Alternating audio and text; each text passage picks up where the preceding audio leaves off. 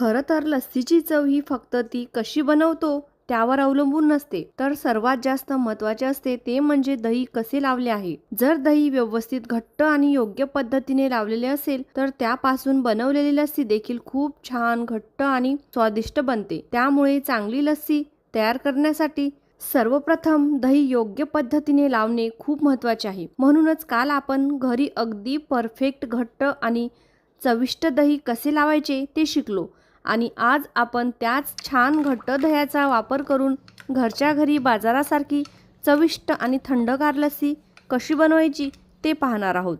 उन्हाळा सुरू झाला की आपल्या शरीराला थंडावा देणारे आणि पचनाला हलके असणारे पदार्थ खाणे खूप गरजेचे असते. अशा वेळी दहीपासून बनणारे पदार्थ आपल्या आहारामध्ये असायलाच हवेत. दही हे केवळ चविष्टच नसते तर ते आपल्याला शरीरासाठी खूप फायदेशीरही असते. दही खाल्ल्याने शरीराला थंडावा मिळतो, पचन व्यवस्थित राहते आणि उन्हाळ्यात येणारी उष्णता कमी होण्यास मदत होते. चला तर मग वेळ वाया न घालवता लगेच लस्सीला सुरुवात करूया.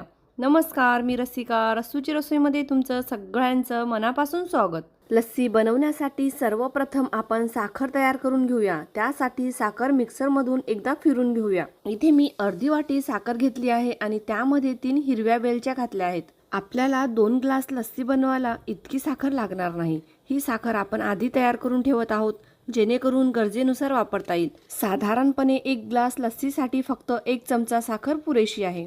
अशी वेलची घालून तयार केलेली बारीक साखर लस्सीमध्ये घातली की लस्सीला छान गोडवा आणि सुगंध येतो. आता लस्सी बनवण्यासाठी मी काल ज्या मटक्यामध्ये दही लावले होते तोच मटका खाली करून घेतला आहे. काल आपण खूप छान घट्ट आणि परफेक्ट दही कसे लावायचे ते पाहिले होते.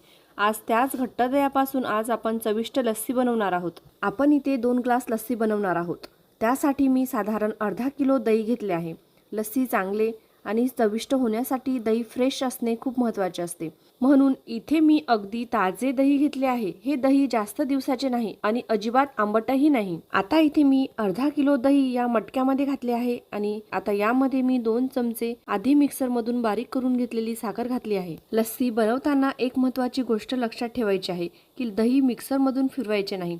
अनेक जण लवकर व्हावे म्हणून दही मिक्सरमधून फिरवतात, पण त्यामुळे लस्सीचा टेक्स्चर थोडा बदलतो आणि कधी कधी त्यातून पाणीही सुटते. त्यामुळे लस्सी बनवताना दही नेहमी हातानेच फेटून घ्यायचे आहे. दही फेटण्यासाठी आपण रवी घुसळणी वापरायची आहे. दही मटक्यामध्येच ठेवून या पद्धतीने हलक्या हाताने पण व्यवस्थित फेटून घ्यायचे. मी ज्या पद्धतीने करत आहे त्याच पद्धतीने तुम्हीही दही फेटले तर लस्सी खूप छान घट्ट आणि मऊ टेक्स्चरची तयार होते. आपण वेलची घालून तयार केलेली साखर या दहीमध्ये घातली आहे. लस्सीला छान गोडवा आणि सुगंध येतो आणि लस्सी आणखी चविष्ट लागते. आता तयार झालेली लस्सी आपण ग्लासमध्ये सर्व करूया.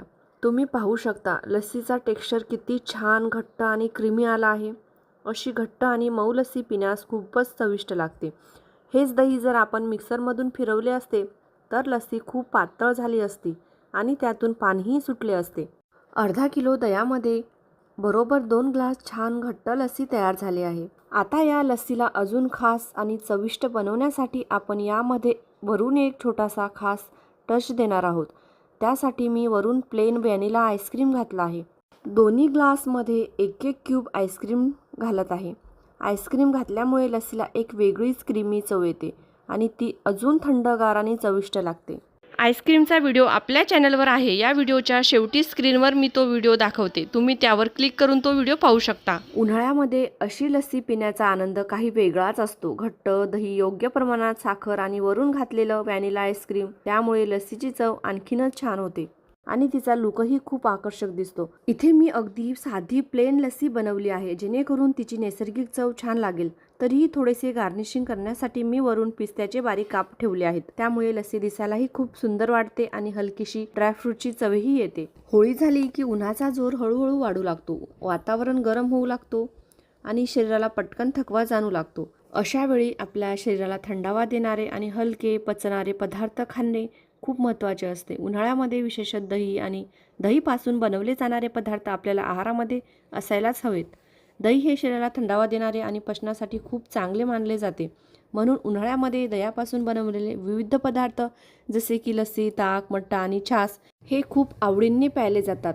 हे पदार्थ केवळ चविष्टच नसतात तर शरीरालाही ताजेतवाने ठेवण्याचे कामही करतात.